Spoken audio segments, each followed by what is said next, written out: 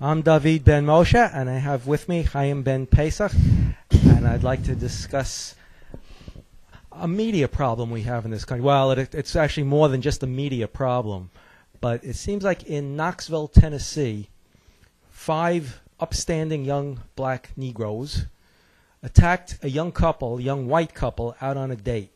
The man was 23, the woman was 21. And it wasn't just an attack. It was almost like something that Islam would do. They were brutalized. They were tortured. They were cut up while still alive. She was raped. He was killed. And then finally, she was killed. And these 5 young, upstanding Negroes were arrested. By the way, where was the Klan in all this? How come they just let this happen and did nothing about this? So the Klan is just a bunch of phonies. They're all talk, no action, if they let this go by.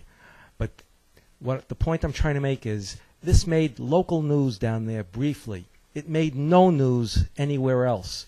A few small newspapers mentioned it. It never made national news. It never made national headlines. Now, this wasn't just murder. It was torture and murder. Now, jump to the Duke rape case from Duke University, where 3 boys were accused by a black stripper of raping her in a bathroom at a frat house party. And that was in the headlines week after week, day after day. You couldn't open up a newspaper without something about the Duke University rape case. And the district attorney there withheld evidence, knowing these 3 boys were innocent, that their DNA was not found and others' DNA was found. He didn't give us a word on that, and yet we all knew. We had a feeling she was lying and making it up. Even her friend said she makes things up. And plus, she was bombed out of her mind that night. She probably doesn't even know what happened, when and where. But where was the media in this? Where was the media in this brutal torture of a nice white couple dating? Who would know? How would we know that 5 black hoodlums beat them up, tortured them, cut them up while they were still alive, and killed them? Why didn't this make the news? What is wrong with the media? What is wrong with us for allowing this to happen? Chaim? Well, the news media hates white people, and I'm talking about the white news media. This is a self-hating white news media, and this is what they always do.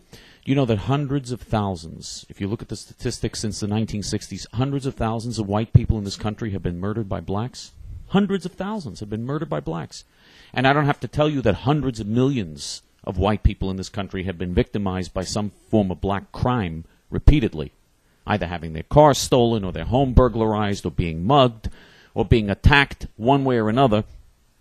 The majority of white Americans have been victimized by black crime in this country in one form or another. And so we have an epidemic that's been going on here. And the news media will not touch it. The news media deliberately lies, just like Hollywood lies, just like all the television programs lie, and tell us that blacks are wonderful and blacks are civilized and blacks are educated and blacks are the great scientists and blacks are the great attorneys and blacks on television are always the great judges and blacks are always the great doctors and surgeons. I mean, come on. They changed the affirmative action tests for police, for fire, for civil servants. For civil service, they've changed these tests and dumbed them down 100 times already to make it simple for blacks, and still they can't pass. In California, there was a proposition on the ballot to eliminate affirmative action 1 year. Actually, they wanted to eliminate affirmative action.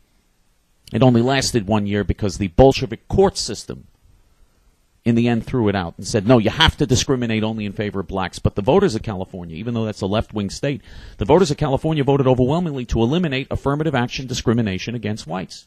Yeah, what happened to Martin Luther King? Well, we judge a man by his character, not the color of his skin. Well, what we have is exactly what he said in reverse. Well, those were all lies. Everything they say is a lie. Everything the so-called civil rights movement and the black leaders in this country say, every word out of their mouth is a lie. They're born into lies, they're illegitimate, they're cheats and lies, parasites, and every word out of their mouth is a lie. And I'm not referring to all blacks, but I am referring to those who support Jesse Jackson, Al Sharpton, Louis Farrakhan, Barack Hussein Obama, and the other black white haters and Jew haters and America haters. But anyway, getting back to the story of California. So they eliminated affirmative action for 1 year. Now you have a huge law school system throughout the university system in California, because you've got all these universities. California is the nation's biggest state by far. You've got a huge population of tens of millions of people there, and you had thousands of blacks being admitted into law school every year under affirmative action. The 1 year when, because of the voters on the proposition that put a proposition on the ballot in California, 1 year you didn't have affirmative action in California. It really was only according to test scores. You had to pass the test, and whoever got the highest test score got in, and whoever didn't. It was really a fair, racially non-discriminatory test, a real fair test. Not one black in the whole state of California passed the test and got into law school. The 1 year when they didn't have affirmative action, not one black could pass the test. Now they'll say, yeah, but there were only white subjects on the test. Yeah, like math and reading and science. Those are white subjects. True, the test didn't have basketball and didn't have subjects like basketball and chitlins. True. But not one black in the whole state, this is factual, not one black in the whole state of California could pass that test. Out of the many thousands who took the test, not one could make it into law school. And yet, so this is obviously a people, generally speaking, I'm not saying every one of them, we have Alan Keyes, we have exceptions, but generally speaking, this is a people that is uneducated, that is lazy, that doesn't learn how to read or write or have basic skills, that expects everything to be handed to them. But if you go to the Hollywood movies or you watch television or you watch the news, you would think they are the Einsteins and the geniuses of the world. They're the big geniuses of the world. I mean, this is just an obscenity. The distortion, the lies. And instead of learning from whites and from Jews, they should learn and they should say, wow, you know, these people are well educated. Look at the great nation, the United States of America they built. Look at all the great things the Jews created. Instead of learning from them, these jealous, nasty pigs, these filthy, jealous, nasty pigs, lazy pigs, want everything handed to them and make excuses about slavery. If you really were worried about slavery, then you'd hate the Arabs and the Muslims, because the Arabs and the Muslims have slavery till today. You know, Jimmy Sullivan wrote something great on our forum recently, and this is our forum. People should join our forum. It's the best forum on the internet. Slavery in America ended 142 years ago, and the blacks haven't stopped complaining about it. 142 years ago in 1865. Anyway, in the Arab and Muslim world, there are millions of black slaves to this day. To this day, they have millions of black slaves. If the blacks were really concerned about slavery, wouldn't they hate the Arabs and the Muslims? Sure, instead they're joining the Arabs and the Muslims. Instead, they're becoming Muslims, and they hate white people who, and most whites didn't have slavery. It was only in the South. But they hate whites in the North. They hate Jews and blame the Jews for slavery. The Jews had nothing to do with slavery. The Jews did everything and still do everything to help the blacks. They gave their lives. Schwerner and Goodman were killed in Mississippi. 2 Jewish kids were killed in Mississippi fighting for black civil rights. And by the way, when we gave them civil rights, we lost our civil rights. And you can't make a civil right out of a moral wrong. Remember that.